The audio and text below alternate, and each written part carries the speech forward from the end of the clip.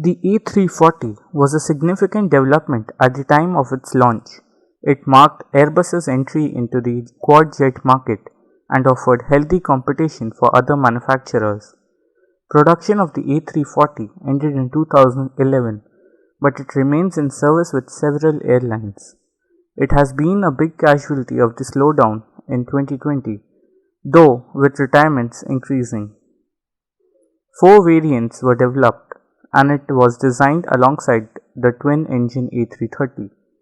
This was a smart move by Airbus, lowering costs and covering the fact that the A340 soon fell out of favor as twins improved.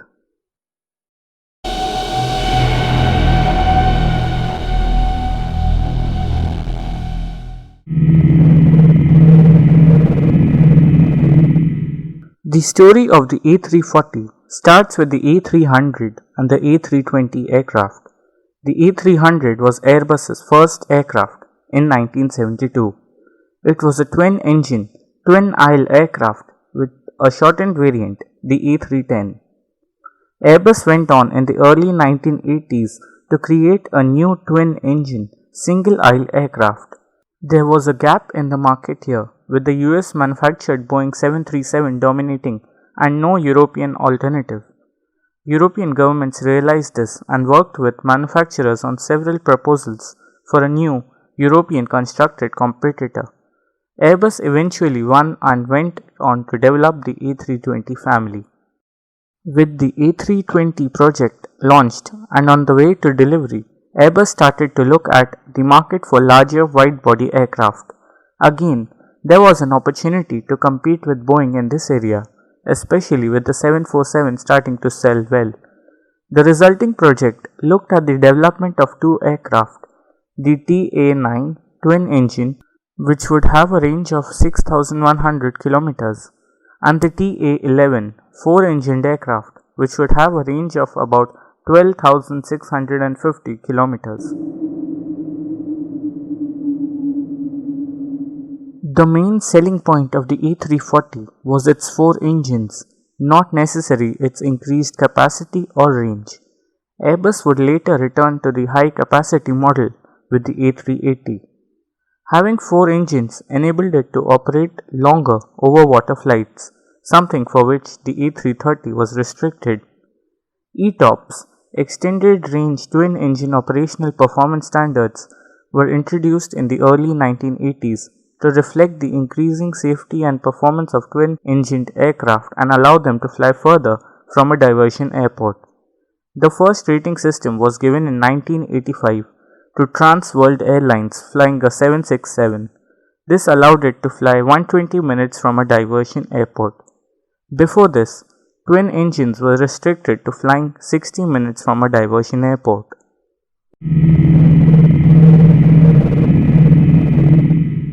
The A340 took its first flight on October 21, 1991. During testing, problems were discovered with some warping of the wings at cruising speed and changes had to be made. European certification was achieved in December 1992, with the US FAA certification following in May 1993. The first aircraft was delivered to launch customer Lufthansa in February 1993. It began service on March 15th.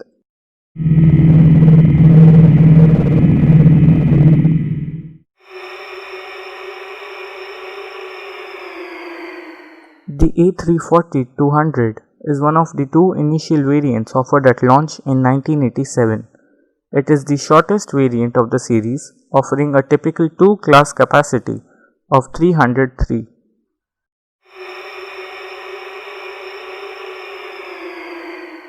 The A340-300 was also offered at launch. It was the first aircraft to be delivered to Lufthansa in 1993. It is stretched just over 4 meters from the A340-200, which increases its typical seating capacity from 303 to 335.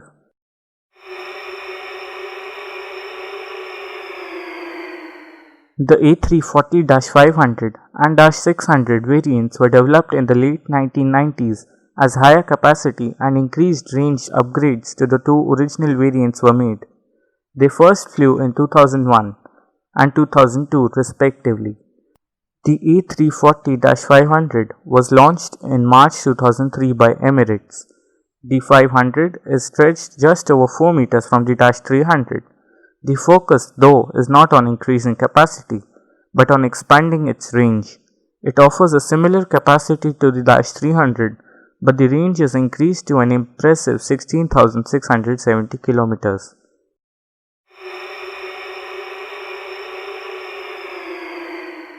The focus of the A340-600 was on capacity.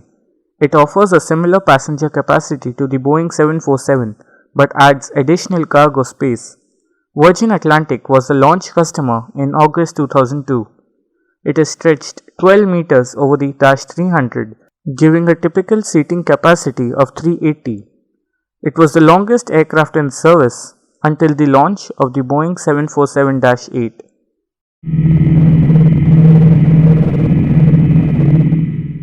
One of the aims of the A340 was to replace aging quad jets, including the Boeing 707 and Douglas DC-8. This was a market Airbus had not yet entered, but saw an opportunity to offer a more efficient competitor using updated technology. The A340 also got an early boost when problems were found with the McDonnell Douglas MD-11.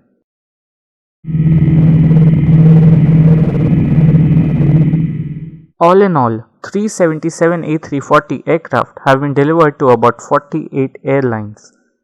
This chart shows the largest operators of the A340 aircraft. This is based on orders and deliveries data from Airbus. However, some airlines may have operated more aircraft through leases or second-hand purchases.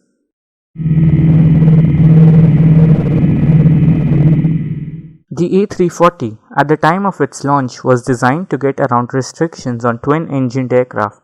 With 4 engines, it could operate further from a diversion airport, importantly over long water routes. In the years that followed, restrictions were increasingly lifted on twin-engined aircraft. ETOPS 180 was first given in 1989, and the Boeing 777 became the first aircraft to receive this rating on launch. Higher ratings followed. The A330 was given ETOPS 240 in 2009, and the 777 achieved ETOPS 330 later. And ratings now go as high as ETOPS 370 for the A350. With limits this high, there are very few restrictions on where aircraft can operate. With these improvements, airlines have moved to twin engines. 2 engines are cheaper to buy, maintain, and critically to operate. The Boeing 777 soon became the main competitor to the A340, if of course offered the efficiency improvement of 2 engines, but also minimal differences in capacity. Airbus finally announced the end of the A340 program in November 2011.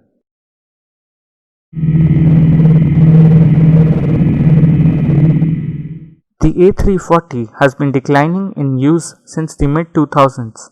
But the slowdown as a result of the virus in 2020 has seen this increase significantly.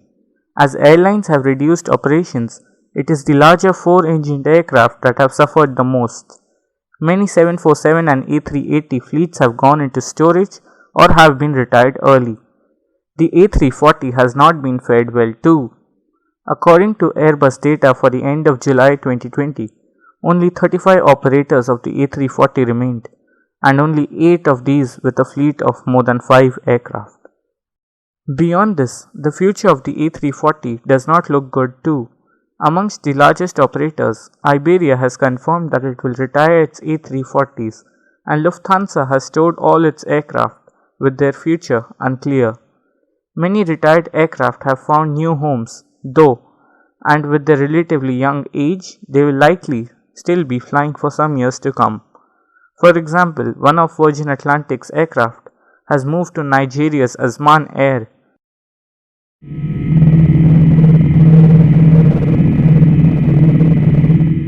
When we all began to think that the era of the A340 had come to an end, a new turn has taken place. SpiceJet, an Indian budget carrier, has added an A340 into its fleet for cargo-only operations. This opens up a new prospect for the A340. which is serving as a cargo aircraft for the rest of its lifespan. Thanks for watching and be sure to subscribe to this channel. Also, check out the other videos on the channel.